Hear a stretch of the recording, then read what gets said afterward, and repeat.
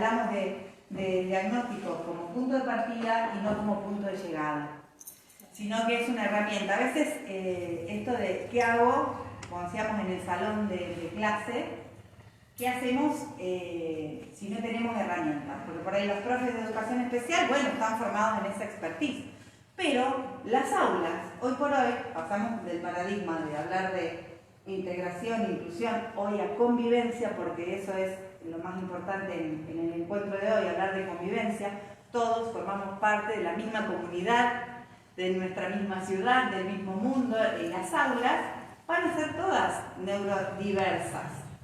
Ahí vamos a poner esta diferencia de lo que es la neurodiversidad y la neurodivergencia. Neurodiversos somos todos, todos tenemos cerebros que funcionan de una manera distinta, pero la neurodivergencia entra cuando hablamos de que hay algún tipo de características, ya no hablamos de síntomas, sino que hablamos de características, y ya no hablamos dentro del espectro esto que es más autista, menos autista, nivel 1, nivel 2, no, sino de los tipos de apoyo que necesita la persona.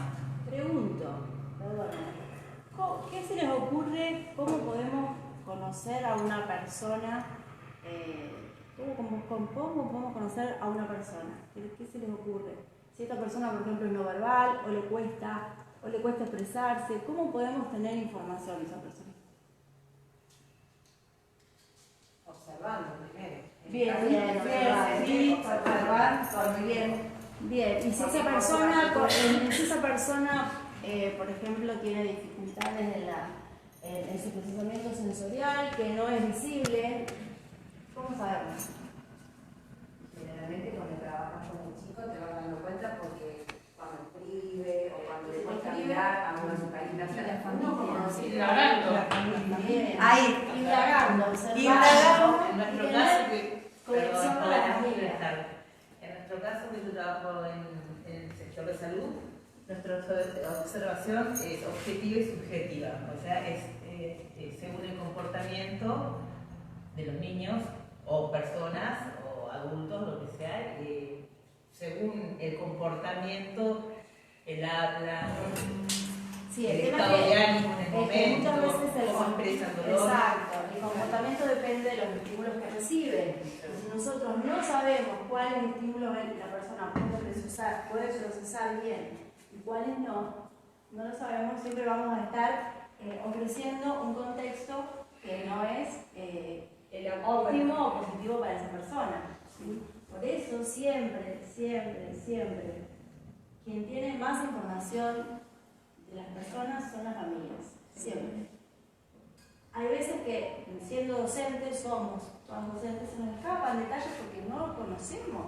Entonces siempre hay que ir a la fuente que vive 24/7 los 365 días del año con las personas.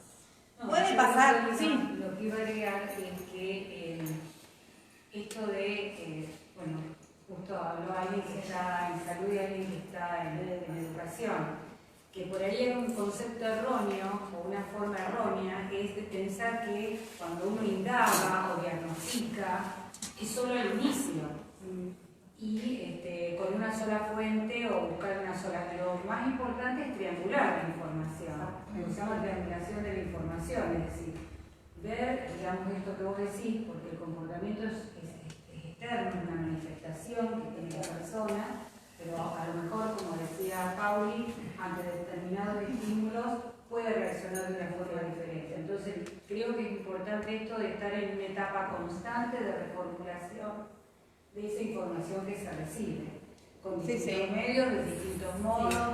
Una cuestión, sobre todo, más allá de verlo desde lo pedagógico, lo didáctico, siempre ponerse en la cuestión más como sentido común y humana. ¿En qué sentido? ¿Con quién voy a hablar yo si tengo que hablar de una determinada persona? Bueno, como decía, con la familia. Bien, lo primero que tengo que hacer es reunirme con la familia si va a ingresar un alumno a una determinada escuela, que va a tener un contexto, que va a tener, puede no ser el primer día, puede ser, pero muchas veces no para tener esa cuestión de decir, yo ya entro sabiendo todo esto, pero simplemente preguntar, esto tan sencillo, ¿qué le gusta? empieza el día? ¿Cómo arranca la mañana? ¿Cómo es un día completo de esa persona? Porque no es lo mismo, como hablaban las chicas recién, el contexto, en casa va a suceder algo y en la escuela va a suceder una realidad absolutamente distinta. Entonces lo que yo tengo que tratar de hacer es ver, bueno, todo lo que pasa en casa, ¿cómo podemos hacer para que se sienta lo menos sacado de contexto posible? No es que voy a hacer todo lo mismo que pasa en casa, porque le tengo que ir brindando herramientas, pero la barrera debo dejar de tenerla yo. Sí, esas son como dos cuestiones. Es la actitudinal la que estamos señalando. Exacto. Primero es esto, quiero conocerlo. Es la primera pregunta. O sea, más allá de la información es tenerlo en cuenta. Y eso es desde las características que tienen. Y una vez que recibo la información, que me dé el contexto, los padres o como sea, ¿cómo la codifico a esa información? Lo digo desde, es pobrecito, no va a poder. Ahí tenemos que cambiar la mirada. Por eso nosotros insistimos en esto, ¿no?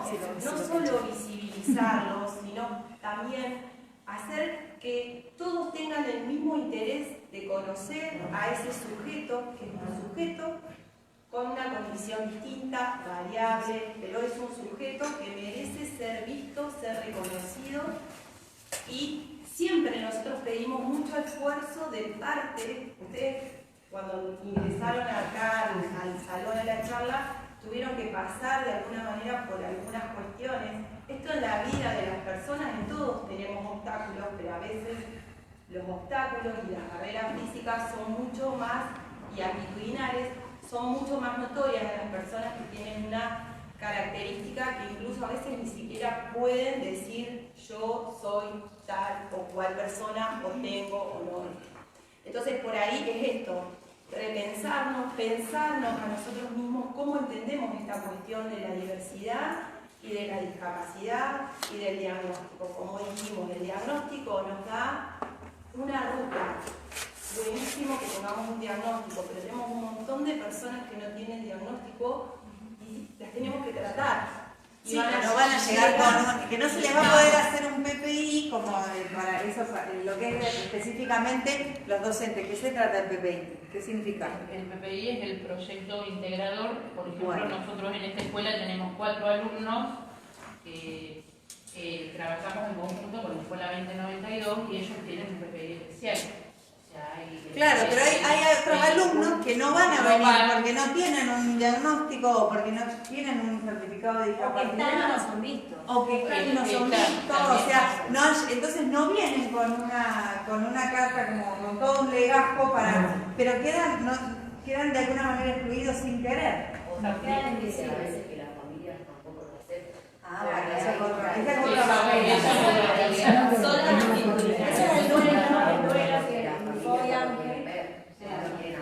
Claro, y ahí hay que respetar, si hay algo fundamental, se lo decimos como docentes y se lo decimos como familia. Siempre hay que tener la mirada compasiva hacia la familia y no juzgadora.